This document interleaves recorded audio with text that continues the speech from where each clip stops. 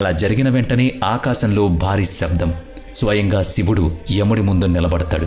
శివుడి కళ్లల్లో కోపం తాండవిస్తుంది. తన త్రిశూలం తీసి ఒక్క దెబ్బతో మృత్యుదేవతను సంహరిస్తాడు. దేవతలందరూ ఈ దృశ్యం చూసి ఆశ్చర్యపోతారు. ఒక పిల్లాడి కోసం శివుడు యమరాజునే అంతమొందించాడు. దేవతలందరూ శివుణ్ణి వేడుకుంటారు.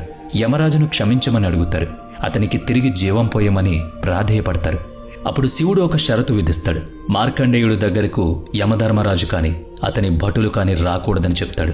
ఇది గంగానది ఒడ్డున వెలసిన కాశీనగరం. ఈ నగరాన్ని ఇప్పుడు బెనారస్ అని పిలుస్తున్నారు.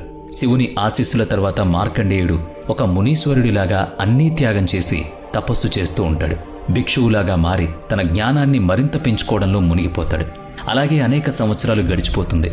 శ్రీమద్ భాగవతాన్ని అనుసరించి మార్కండేయుడి జ్ఞానం ఎంతగా పెరిగిందంటే ఆ శక్తిని చూసి ఇంద్రుడికి కూడా భయం వేస్తుంది. ఎవరైతే నిగ్రహంతో అంతులేని జ్ఞానాన్ని సముపార్జన చేస్తారో వాళ్ళు ఇంద్రుని పీఠం మీద ఆసీనులు కావడానికి అర్హులు. అలాంటి వారు ఇంద్రుని ఓడించి ఆ సింహాసనం ఆక్యుపై చేసుకోవచ్చు.